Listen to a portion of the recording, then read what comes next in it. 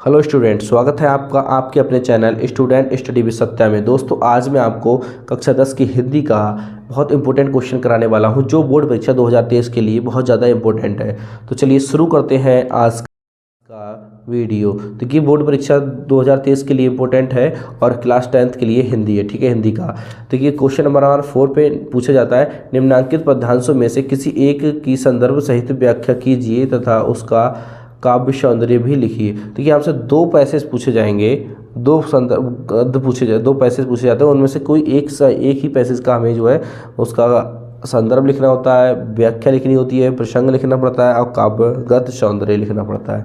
तब आपको जाकर के पूरे नंबर यहाँ पर मिलने वाले हैं। तो चलिए स्टार्ट करते हैं, कौन कौन से आपसे पूछे जाएंगे। तो देखिए, मैंने कुछ एक पैसेज एग्जाम्पल के तौर पे ले लिया है और वैसे ये बहुत ज़्यादा इंपॉर्टेंट है और हो सकता है कि यही आपके पेपर में आ जाए। ठीक है, तो चलिए पहला है हमारा, चरण कमल बंदौ हरिराई।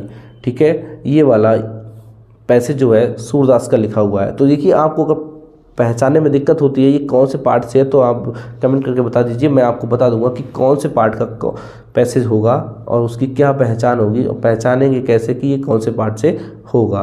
तो चलिए देखिए, इसमें तो सूरदास वाले में तो दिक्कत नहीं होती क्योंकि सूरदास के हर पद में जो है उनका नाम लिया जाता है ज़्यादा से ज़्यादा। जैसे यहाँ पे देखो सूरदास नाम दे रखा है, मतलब सूर शब्द का प्रयोग जरूर होता होगा उसमें, वो सूरदास का ही होगा। तो चलिए इसका देखिए हम व्याख्या लिखेंगे, संदर्भ लिखेंगे। संदर्भ देखिए, गद्य का कोई सा भी पैसेज आ जाए, किसी भी चैप्टर का आ जाए तो पद का, तो आपको किस प्रकार से लिखना है तो लिखेंगे, प्रस्तुत पद्यांश हमारी पाठ्य पुस्तक काव्यखंड में इतना लिखने के बाद में जो चैप्टर का आएगा उस चैप्टर का नाम लिखेंगे और उसका रचयिता लिखेंगे। तो उसका मतलब काव्यखंड के सूरदास के पद नामक पाठ से लिया गया है। इसके रचयिता यहाँ सूरदास जी हैं। इसके रचयिता कौन है? सूरदास जी हैं। तो आपको जिस पार्ट से होगा वहाँ उस पार्ट का यहाँ पर नाम लिख देना है और यहाँ पर उसका लेखक का नाम लिख देना है। बस आपका संदर्भ यही लिखेंगे तो आपको ये नंबर यहाँ पर मिल चुका होगा। ठीक है, तो आप प्रसंग में लिखेंगे। प्रसंग में क्या लिखेंगे? देखिए, इसमें जो क्या कहा है इस पद में वो आपको लिखना पड़ता है। तो लिखेंगे, देखिए, प्रस्तुत पद में महाकवि सूरदास ने अपने आराध्य के चरणों की वंदना की है।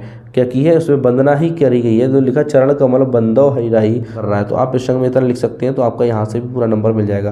और देखिए व्याख्या, देखो आपको सभी चीज़ लिखनी होंगी तभी आपको पूरे नंबर मिलेंगे। संदर्भ, प्रसंग और व्याख्या, लास्ट में आपको काव्यगत सौंदर्य भी लिखना पड़ेगा, तब आपको अच्छे नंबर मिलेंगे। अगर आपको सही नंबर चाहिए तब तो व्याख्या और संदर्भ तो सभी लिख देते हैं, मगर प्रसंग और काव्य सौंदर्य सब लोग नहीं लिखते हैं। जो मैं आपको आज बताने वाला हूँ वो आप लिखेंगे तो आपको फुल नंबर मिलने वाले हैं। देखिए, मेरी राइटिंग अच्छी नहीं है, अगर आपकी राइटिंग अगर अच्छी होगी तो इससे ज़्यादा को नंबर भी ज़्यादा मिलने वाले हैं। तो चलिए देखेंगे व्याख्या किस प्रकार लिखेंगे। व्याख्या लिखने से पहले थोड़ा, कवि सूरदास जी कहते हैं, तो क्या हम लिख सकते थे कि सूरदास जी कहते हैं, वो भी अच्छा लगता, पर महाकवि सूरदास जी कहते हैं कि हे प्रभु, मैं आपके कमल रूपी चरणों की वंदना करता हूँ। देखिए, क्योंकि यहाँ पर पहला लिखा हुआ है चरण कमल बंदौ हरिराई, चरण कमल बंदौ हरिराई। तो हमने पढ़ा है अभी यहाँ पर क्या, महाकवि सूरदास जी कहते हैं कि हे प्रभु, मैं आपकी कमल रूपी चरणों की वंदना करता हूँ। अब किसकी करते हैं? देखिए,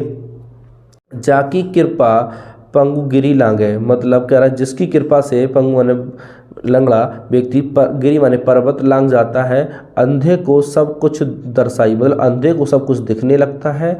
बहिरो सुनो मतलब बहरा जो व्यक्ति होता है वो सुनने लगता है।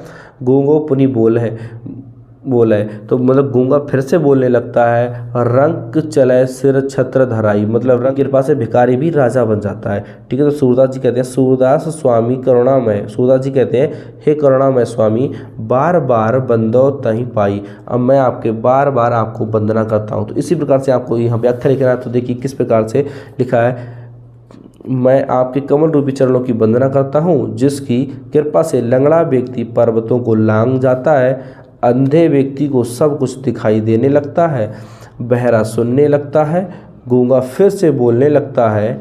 ठीक है, और भिखारी मुकुटधारी राजा बन जाता है। सूरदास जी कहते हैं कि हे करुणामय स्वामी, मैं ऐसे अद्भुत चरणों की बार बार वंदना करता हूँ। आप इतना लिखेंगे और आपकी व्याख्या कंप्लीट हो जाएगी। आपको ज़्यादा गैस पेपर से व्हाट्सएप से कहीं से याद करने की ज़रूरत नहीं है।